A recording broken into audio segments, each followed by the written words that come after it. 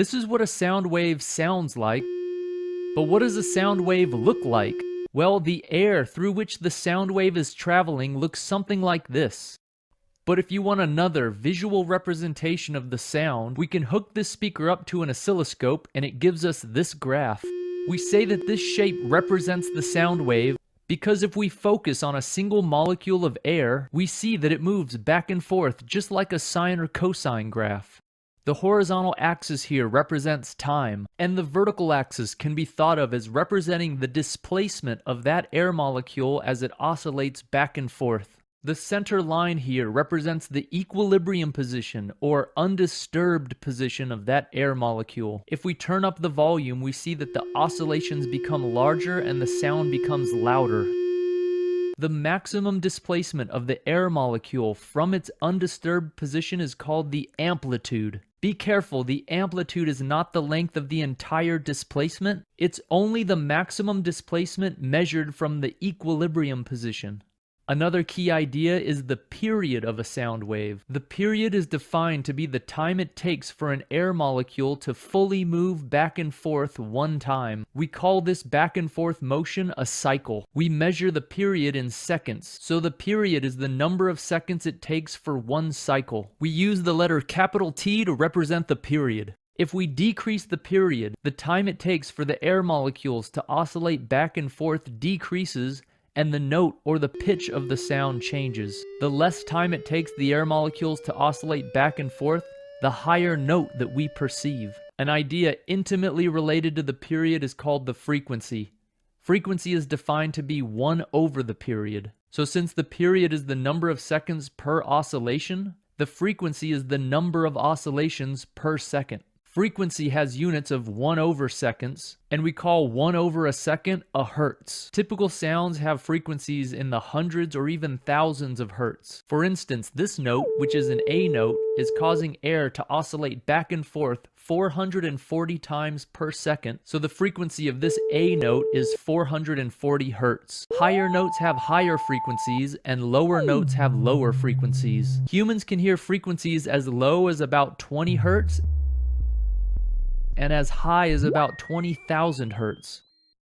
But if a speaker were to oscillate air back and forth more than about 20,000 times per second, it would create sound waves, but we wouldn't be able to hear them. For instance, this speaker is still playing a note, but we can't hear it right now. Dogs could hear this note though. Dogs can hear frequencies up to at least 40,000 hertz. Another key idea in sound waves is the wavelength of the sound wave. The idea of a wavelength is that when this sound is traveling through a region of air, the air molecules will be compressed close together in some regions and spread far apart from each other in other regions. If you find the distance between two compressed regions, that would be the wavelength of that sound wave. Since the wavelength is a distance, we measure it in meters. Be careful, people get wavelength and period mixed up all the time. The period of a sound wave is the time it takes for an air molecule to oscillate back and forth one time. The wavelength of a sound wave is the distance between two compressed regions of air. People get these mixed up because there's an alternate way to create a graph of this sound wave. Consider this, before the wave moves through the air, each air molecule has some undisturbed position from the speaker that we can measure in meters. This number represents the equilibrium undisturbed position of that air molecule. Then, as the sound wave passes by, the air molecules get displaced slightly from that position. So an alternate graph that we could make would be the displacement of the air molecule versus the undisturbed position or equilibrium position of that air molecule. This graph would let us know, for a particular moment in time, how displaced is that air molecule at that particular position in space. This graph shows us that in some regions the air is displaced a lot from its equilibrium position, and in other regions the air is not displaced much at all from its equilibrium position. For this kind of graph, the distance between peaks represents the wavelength of the sound wave, not the period, because it would be measuring the distance between compressed regions in space. So be careful, for a sound wave, a displacement versus time graph represents what that particular air molecule is doing as a function of time. And on this type of graph, the interval between peaks represents the period of the wave. But a displacement versus position graph represents a snapshot of the displacement of all the air molecules along that wave at a particular instant of time. And on this type of graph, the interval between peaks represents the wavelength.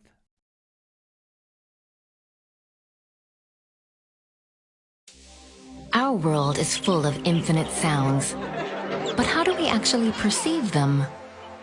Sounds are collected by the outer ear, which consists of the auricle and the external auditory canal. The sound is guided through the ear canal to the middle ear.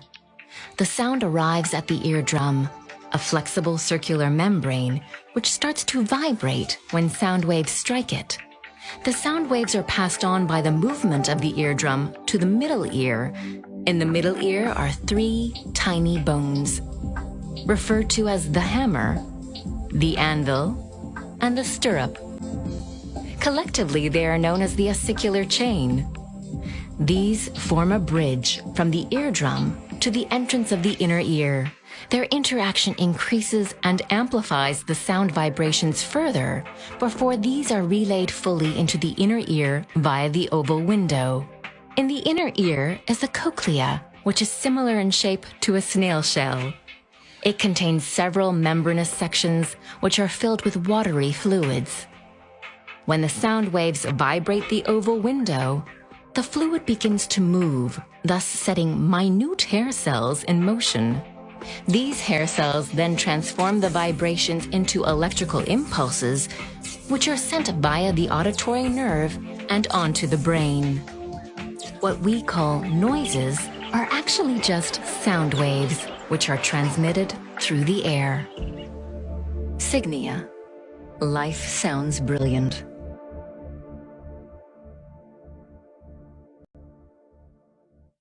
Hi, I'm Jared. Welcome to Fun Science Demos. And the big idea today is sound and how sound changes.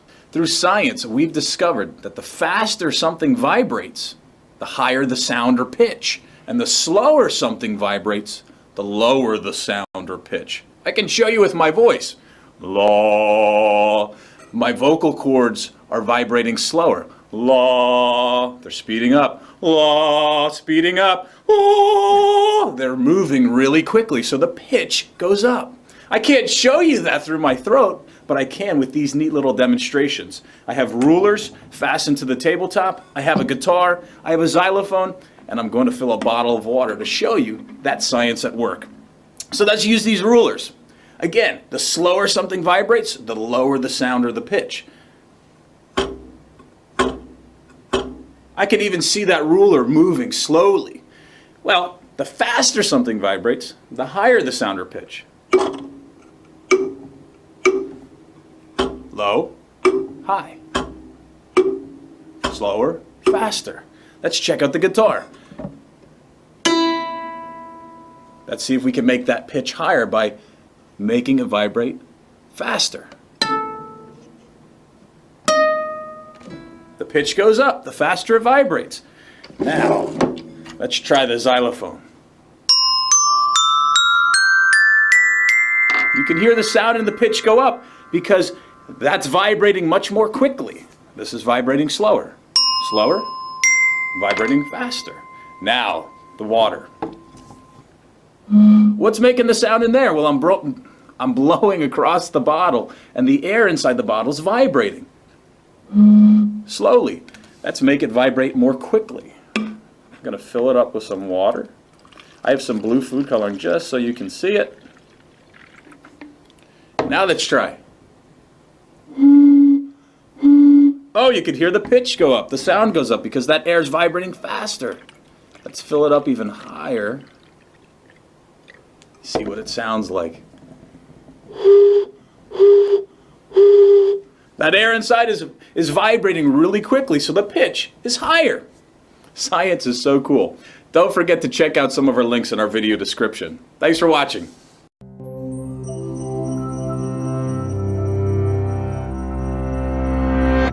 Humans have been fascinated with speed for ages. The history of human progress is one of ever-increasing velocity, and one of the most important achievements in this historical race was the breaking of the sound barrier. Not long after the first successful airplane flights, pilots were eager to push their planes to go faster and faster. But as they did so, increased turbulence and large forces on the plane prevented them from accelerating further. Some tried to circumvent the problem through risky dives, often with tragic results.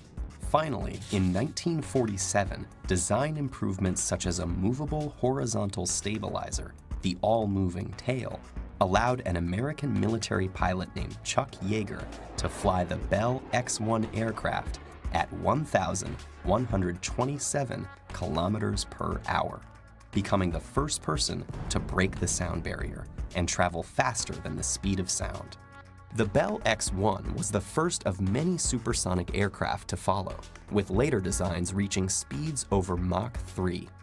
Aircraft traveling at supersonic speed create a shockwave with a thunder-like noise known as a sonic boom, which can cause distress to people and animals below, or even damage buildings.